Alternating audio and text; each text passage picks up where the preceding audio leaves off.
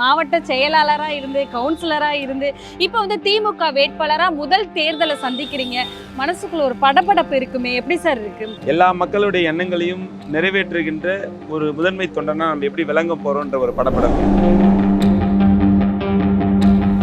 எடுத்ததுமே அண்ணா நகர் தொகுதி கொடுத்துருக்காங்க, எப்படி சார் அது அந்த ஃபீலிங்ஸ் எப்படி இருக்கு? கிட்டத்தட்ட மாவட்ட செயலாளராக ஒரு 6 ஆண்டு காலம் நான் பயணித்த இந்த தொகுதியினரப்போ எனக்கு என்னோட நிர்வாகிகள் எல்லாமே நல்ல அறிமுகமான என் மீது அளவற்ற அன்பும் பண்பும் கொண்டவர்கள். அதனால் அவங்களோட சேர்ந்து இந்த தேர்தலை சந்திக்கிறது ரொம்ப ஹாப்பியாக இருக்கு.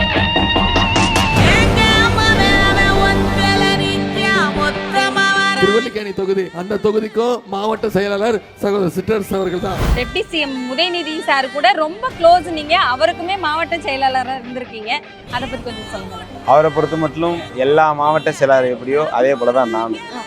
அவர் தொகுதியே நாங்க கேள்விப்பட்டோம், செல்ல பிள்ளை அப்படிங்கிற மாதிரி கேள்விப்பட்டோம். எனக்கும் சிற்றரசு அவர்களுக்கும் ஒரு ஒற்றுமை உண்டு. என்ன ஒற்றுமை தெரியுமா?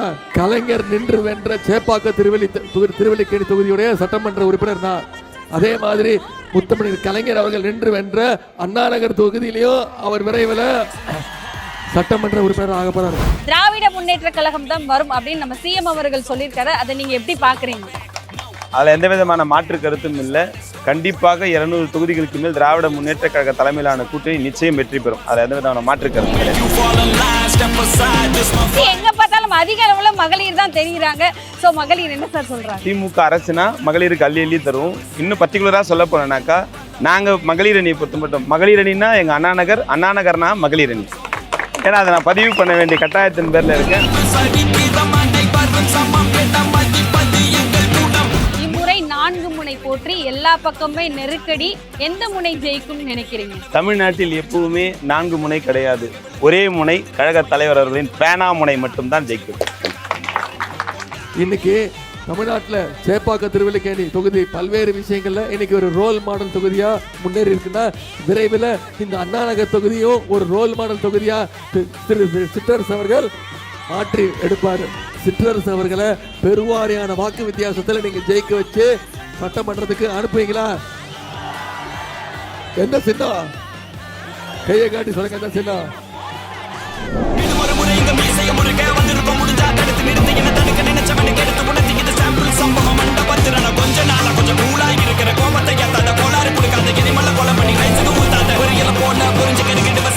வணக்கம் சார். வணக்கம்மா. எப்படி இருக்கீங்க? நல்லா இருக்கேன். நீங்க எப்படி இருக்கீங்க? நல்லா இருக்கேன். சோ முதல் முறையா இவ்ளோ மக்களை பாக்குறது எப்படி சார் இருக்கு உங்களுக்கு? முதல் முறையா இல்லை, நிறைய தடவை நான் நிறைய மக்களை பார்த்துருக்கேன். இன்னைக்கு நான் வேட்பாளராக நிற்கிறதால மக்களை பார்க்குறப்போ மிகப்பெரிய ஒரு எழுச்சியாக இருக்குது. இந்த கடந்த 5 ஆண்டு கால இந்த திராவிட மாடல் ஆட்சிக்கான மிகப்பெரிய ஒரு வெற்றியாக தான் நான் இந்த பிரச்சாரத்தை நான் பார்க்குறேன். மாவட்ட செயலாளராக இருந்து கவுன்சிலராக இருந்து இப்போ வந்து திமுக வேட்பாளராக முதல் தேர்தலை சந்திக்கிறீங்க. மனசுக்குள்ள ஒரு படபடப்பு இருக்குமே, எப்படி சார் இருக்கு? படபடப்புன்னு சொல்கிறத தாண்டி இவ்வளோ லட்சம் மக்கள் நம்மளை நம்பி வாக்களிக்க போகிறாங்க, இவங்களுக்கு நம்ம எப்படி பணியாற்ற போகிறோம்ன்ற ஒரு எண்ணம் இருக்கிறது. எல்லா மக்களுடைய எண்ணங்களையும் நிறைவேற்றுகின்ற ஒரு முதன்மை தொண்டனா நம்ம எப்படி விளங்க போறோம்ன்ற ஒரு படபடப்பு இருக்கு. கண்டிப்பா டிஎம்கே அப்படின்னு சொன்னாலே வந்துட்டு பட்டி தொட்டி எல்லா இடங்களிலுமே தெரியும் திராவிட முன்னேற்ற கழகம்னா என்ன அப்படின்னு. எடுத்த உடனே வந்து அண்ணா நகர் தொகுதி அப்படின்னு அரண்டு போவாங்க எல்லாரும். எடுத்ததுமே அண்ணா நகர் தொகுதி கொடுத்துருக்காங்க, எப்படி சார் அது அந்த ஃபீலிங்ஸ் எப்படி இருக்கு? அப்படி இல்லை, என்னோட மாவட்டத்தில் மொத்தம் 3 தொகுதிகள் தான் இருக்குது. உங்களுக்கு தெரியாத ஒன்றும் இல்லை. ஒன்று எங்கள் துணை முதலமைச்சர் நின்று வென்ற தொகுதி, இப்போ திரும்ப அவர் தான் நிற்கிறாரு. இன்னும் ஒன்று 1000 விளக்கு தொகுதி, இன்னும் ஒன்று அண்ணா நகர் தொகுதி.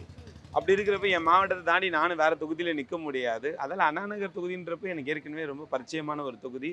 கிட்டத்தட்ட மாவட்ட செயலாளராக ஒரு 6 ஆண்டு காலம் நான் பயணித்த இந்த தொகுதியினரப்போ எனக்கு என்னோட நிர்வாகிகள் எல்லாமே நல்ல அறிமுகமான என் மீது அளவற்ற அன்பும் பண்பும் கொண்டவர்கள். அதனால் அவங்களோட சேர்ந்து இந்த தேர்தலை சந்திக்கிறது ரொம்ப ஹாப்பியாக இருக்குது. ஸோ எப்பயும் போல தான் இருக்குது, மக்களோட மக்களாக ஒரு மாதிரி ஜாலியாக உங்களோட நீங்கள் பரப்புரை பண்ணிட்டு போகிறதே வந்துட்டு ஒரு மாதிரி மக்கள் எல்லாம் கூட்டமாக வந்து நிற்கிறாங்க, ஒரு மாதிரி வைப்பாக இருப்பாங்க.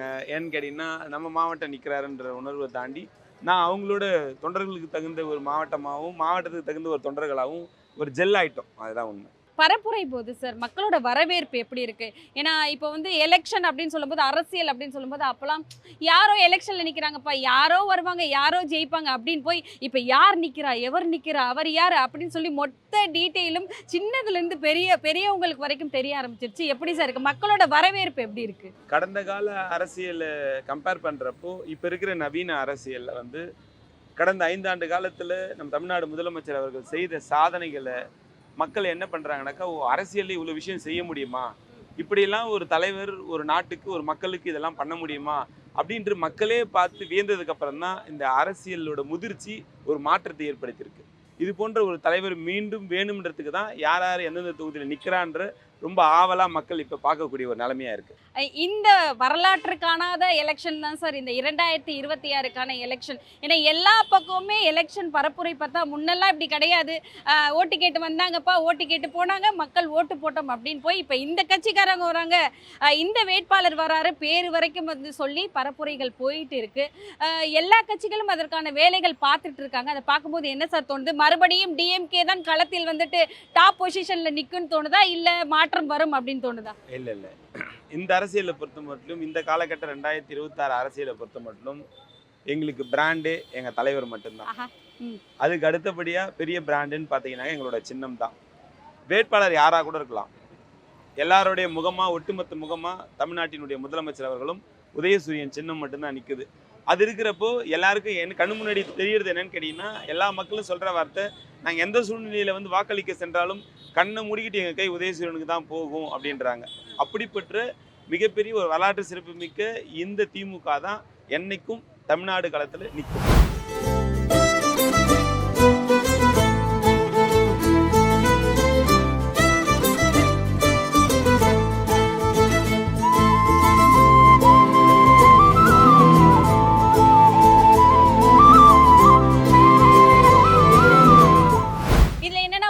செயலாளராக இருக்கிறது ரொம்ப ஈஸியான விஷயம் கிடையாது. அதுவும் உதயநிதி, நம்ம டெப்டி சிஎம் உதயநிதி சார் கூட ரொம்ப க்ளோஸ். நீங்கள் அவருக்குமே மாவட்ட செயலாளராக இருந்திருக்கீங்க, அதை பற்றி கொஞ்சம் சொல்லுங்களேன். அவரை பொறுத்த மட்டும் எல்லா மாவட்ட செயலாளர் எப்படியோ அதே போல தான் நானும். அவர் தொகுதியே நாங்கள் கேள்விப்பட்டோம், செல்ல பிள்ளை அப்படிங்கிற மாதிரி கேள்விப்பட்டோம். இல்லை க்ளோஸா பேசிப்பீங்க அப்படிங்கிற மாதிரி. இல்லை அப்படிலாம் இல்லை. எல்லா மாவட்ட செயலாளரும் ஒரே மாதிரி தான் ட்ரீட் பண்ணுவார். அதுவும் திராவிட முன்னேற்ற கழகத்தை பொறுத்த மட்டும் ஆல் ஆர் ஈக்குவல். அதே போல் எல்லா மாவட்ட செயலாளர் எப்படி ட்ரீட் பண்ணுறாங்களோ அதே போல் தான் எனக்கு ட்ரீட் பண்ணுவார். அடிஷ்னலாக ஒரு தொகுதியை பார்த்துக்கிற ஒரு வாய்ப்பு எனக்கு கிடைச்சதால எல்லாரும் அதை மாதிரி சொல்கிறாங்க. இருந்தாலும் கூட எல்லா விஷயத்தையும் சரியாக செய்யணும்னு எதிர்பார்ப்பார். மக்களுக்கான பணிகள் எல்லாம் எப்படி செய்யணும்னு எதிர்பார்ப்பார் சார்?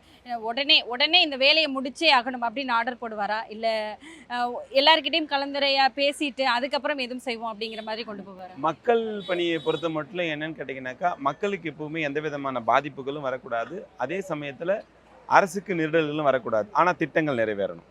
இதில் வந்து அவர் ரொம்ப தெளிவாக இருப்பார். அதே போல் என்ன விஷயம் நடக்குதோ அந்த உண்மையை கரெக்டாக தெரிஞ்சுக்கிறேன்னு பார்ப்பார். உண்மை நம்மக்கிட்ட இருந்து வருதான்றதையும் பார்ப்பார். பொதுவாக பொதுமக்கள் எதனா தவறான கருத்துக்கள் சொல்கிறாங்களா, உண்மையான கருத்துக்கள் சொல்கிறாங்களான்னு ஆராய்வார். குற்றச்சாட்டுகள் எப்படி வைக்கிறாங்கன்றதையும் பார்ப்பார். கழகத்தோட நிர்வாகிகள் சரியாக செயல்படுறாங்களான்றதையும் கண்காணிப்பார். அதாவது எல்லா ஆங்கிள்லேருந்தையும் பார்க்குறப்போ நிஜமாக சொல்லப்போனால் உதயநிதி ஸ்டாலின் என்பவர் எல்லோருக்கும் ஒரு புரியாத புதிர். சார், ஒரு விஷயம் எல்லா இடங்கள்லையுமே பேசப்பட்டுக்கிட்டு இருக்க ஒரு விஷயம்தான், இந்த வாட்டி 2026 எலெக்ஷனுக்கான களம் ரொம்ப சூடாக இருக்குது, எல்லா பக்கம் பத்திட்டு எரியுது அப்படின்னு தான் சொல்லணும்.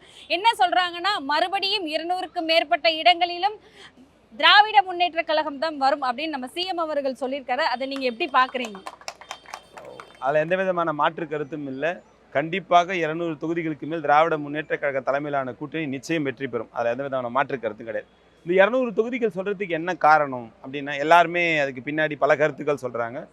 ஒரு கழகத்தினுடைய தொண்டனா, ஒரு மாவட்ட செயலாளராக, ஒரு சட்டமன்றத்தினுடைய இன்னைக்கு வேட்பாளராக அப்படின்ற பார்வையில் நான் பார்க்கும்போது, கடந்த 5 ஆண்டு காலத்தில் திராவிட முன்னேற்ற கழகம் தமிழ்நாட்டு மக்களுக்காக செய்திருக்கின்ற ஒரு சாதனை, அது வந்து 200 தொகுதிகளுக்கு மேல் வெல்லும்ன்றதுக்கு மிகப்பெரிய ஒரு பிடிப்பு. அதை தாண்டி எப்பவுமே திராவிட முன்னேற்ற கழகத்தில் தேர்தல் என்று வந்துவிட்டால் கதாநாயகனாக திகழ்வது தேர்தல் அறிக்கை மட்டும்தான். அந்த தேர்தல் அறிக்கையும் இன்றைக்கு மிகப்பெரிய ஒரு காரணமாக அமைகிறது. அப்போ இது ரெண்டும் சேர்றப்போ என்ன, நார்த்து சவுத்து சேர்ந்தா எப்படி இருக்கும், ரொம்ப பவராக இருக்கும். விலகி போனாலும் ஆனால் ரொம்ப பவராக இருக்கும். ஆனால் அப்படிப்பட்ட ஒரு சூழ்நிலையில் இன்றைக்கு தேர்தல் அறிக்கையும் 5 ஆண்டு கால சாதனையும் 200க்கும் மேற்பட்ட தொகுதிகளை நிச்சயமாக திமுக தலைமையிலான கூட்டணி வெற்றி பெறும். ஸோ மகளிர்னு சொன்னாலே திமுக வந்து மகளிருக்கு அள்ளி கொடுப்பாங்க. மகளிர் வந்துட்டு எப்போ பார்த்தாலும் திமுக அப்படின்னு சொல்லிட்டாலே வந்துட்டு மகளிரோட கூட்டம் வந்துட்டு ஒரு மாதிரியா ஒரு சொத்து எங்கே பார்த்தாலும் அதிக அளவில் மகளிர் தான் தெரியுறாங்க. ஸோ மகளிர் என்ன சார் சொல்கிறாங்க? நான் அதுக்கு முன்னாடி ஒரு கருத்து சொல்கிறேன். திமுக அரசுனா மகளிருக்கு அள்ளி தரும். இன்னும் பர்டிகுலராக சொல்ல போனோம்னாக்கா, நாங்கள் மகளிர் அணியை பொறுத்த மட்டும், மகளிர் அணின்னா எங்கள் அண்ணா நகர்னா மகளிர் அணி. ஏன்னா அதை நான் பதிவு பண்ண வேண்டிய கட்டாயத்தின் பேரில் இருக்கேன். அப்படிப்பட்ட ஒரு எழுச்சியான ஒரு அணி தான் வந்து இங்கே மகளிர் அணி. இங்கே மகளிரை பொறுத்த மட்டும் ரொம்ப எழுச்சியாக இருப்பாங்க. அவங்களுக்கு என்ன காரணம் என்று சொன்னால் அவங்க தான் சொல்லுவாங்க, அரசினுடைய திட்டங்களை முழுசாக தமிழ்நாடு மக்கள் எல்லாம் பெற்றிருந்தாலும் கூட பர்டிகுலராக எங்கள் மாவட்டத்தில் இருக்கிற மகளிர் வந்து அதை முழுமையாக பயன்பெற்றவர்கள். இவங்க தான் இன்றைக்கி மிகப்பெரிய பிரச்சாரத்துக்கு ஒரு அடித்தளமாக விளங்கி கொண்டிருக்கின்றார்கள். அது மட்டுமல்ல, திராவிட மாடல் அரசு என்பது மகளிருக்கான அரசு என்பதை மக்களே ஒத்துக்கொண்டிருக்கின்றார்கள். அதற்கு சாட்சியாக நான் எங்கெல்லாம் பிரச்சாரம் போகிறோமோ அங்கெல்லாம் மிகப்பெரிய மகளிருடைய எழுச்சியை பார்க்க முடியுது இந்த பகுதி உட்பட.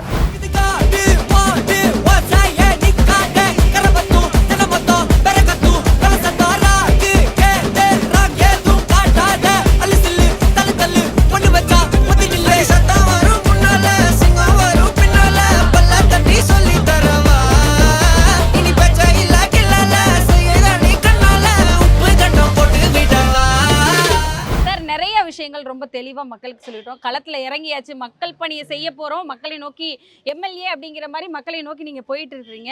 இதில் குறிப்பாக என்னென்னா வந்துட்டு இதுக்கப்புறம் எம்எல்ஏவாக இருக்க போகிறீங்க, கவுன்சிலாக இருந்துட்டு இருக்கீங்க. ஸோ அது மட்டும் இல்லாமல் மாவட்ட செயலாளரும் இருக்கீங்க. எல்லாத்தையும் எப்படி பேலன்ஸ் பண்ண போகிறீங்க? மக்கள் பணின்னு வந்துடுச்சுனாக்கா திராவிட முன்னேற்ற கழகத்தில் இருக்கிறவங்க எந்த பொறுப்புகளாக இருந்தாலும் அந்த பொறுப்புக்கு திறம்பட பணியாற்ற வேண்டும். அப்போது தான் அந்த பொறுப்புகளை நம்மளால் தக்க வைத்துக் கொள்ள முடியும். மக்கள் பிரதிநிதி என்பது வேறு, கழக பணி என்பது வேறு. மக்கள் பிரதிநிதியாக வரப்போ மக்களுக்கான தேவைகளை நிறைவேற்றுவதில் எந்த அளவுக்கு முக்கியத்துவம் கொடுக்குறோமோ அது அளவுக்கு கழகத்தோட பணிகளுக்கு முக்கியத்துவம் கொடுக்கணும். கண்டிப்பாக இதை விட இன்னும் திறம்பட என்னால் செயலாற்ற முடியும் என்பது இந்த தேர்தல் எனக்கு நிறைய பாடங்களை கற்றுக் கொடுத்து கொண்டிருக்கிறது. இப்போ நீங்கள் புதுசுன்னு சொல்ல முடியாது, களத்துக்கு புதுசுலாம் சொல்ல முடியாது. கழகத்தோட தொண்டன் தான் நீங்கள். ஸோ மக்கள் இதுவரைக்கும் என்னென்ன கோரிக்கைகள் உங்ககிட்ட வச்சுருக்காங்க? நான் கிட்டத்தட்ட ஒரு 5-6 நாட்களாக தொடர்ந்து பயணத்தில் இருக்கேன். தொடர்ந்து நம்மளோட பொதுமக்களை சந்தித்து வாக்குகளை சேகரித்து கொண்டிருக்கின்றேன். பலதரப்பட்ட மக்களை சந்திக்கும் போது அந்தந்த மக்களுக்கு தகுந்த மாதிரி, ஏன்னா அண்ணாநகர் சட்டமன்ற தொகுதியை பொறுத்த மட்டும் மொத்தம் 3 லேயர். அது ஒரு லேயர் வந்து உயர்தட்டு மக்கள், 2வது மிடில் கிளாஸ், அதுக்கப்புறம் லோயர் கிளாஸ். இந்த தட்டு மக்கள் எல்லாரையும் நம்ம சந்திக்கும் போது பலதரப்பட்ட மக்களுக்கு பலதரப்பட்ட கருத்துக்கள் இருக்கும். அவங்க வைக்கிற பிரதானமான கோரிக்கை என்னென்னா, அரசினுடைய சட்டத்திட்டங்களுக்கு உட்பட்டு சில இடங்களில் இன்னும் பட்டாக்கள் வழங்கப்படாமல் இருக்கிறது. அந்த சாத்தியக்கூறுகள் இருக்கும் பட்சத்தில் பட்டாக்கள் வழங்கப்படும் என்று நான் சொல்லியிருக்கிறோம். அந்த வகையில் கடந்த 5 ஆண்டு காலத்தில் கிட்டத்தட்ட எவ்வளோ முடியுமோ அவ்வளோவுக்கு பட்டா கொடுத்துட்டோம். இன்னும் அதையும் தாண்டி சில ஜிஓக்கள்லாம் தடையாக இருக்குது போல இருக்குது. அதெல்லாம் எங்கள்கிட்ட ஸ்பெசிஃபிக்காக சொல்லியிருக்காங்க. அதை முதலமைச்சரோட கவனத்திற்கு எடுத்து சென்று நம்ம ஆட்சி திரும்பி அமைஞ்ச உடனடியாக அது தீர்க்கப்பட்டு பட்டாக்கள் வழங்கப்படும். இதுதான் ஒரு மேஜர் பார்ட்டாக இருக்குது. ஓகே, மக்களுக்கு வந்து இதை செஞ்சு கொடுக்கறதுக்கான முயற்சிகள் எடுப்போம். 2வது, இந்த போக்குவரத்து நெரிசலை பற்றி நிறைய கருத்துக்கள் சொல்லியிருக்காங்க. அதற்கான சாத்தியக்கூறுகள்லாம் என்னங்கிறத பார்த்து இந்த போக்குவரத்து நெரிசல்களை சரி செய்வதற்கான முயற்சிகள் மேற்கொள்ளப்படும். எப்பயுமே அரசியல் களம் பார்த்தா 3 முனை போட்டி பார்த்துருக்கோம், 2 முனை போட்டி பார்த்துருக்கோம். இம்முறை 4 முனை போட்டி, எல்லா பக்கமே நெருக்கடி. எந்த முனை ஜெயிக்கும் நினைக்கிறீங்க? தமிழ்நாட்டில் எப்பவுமே 4 முனை கிடையாது.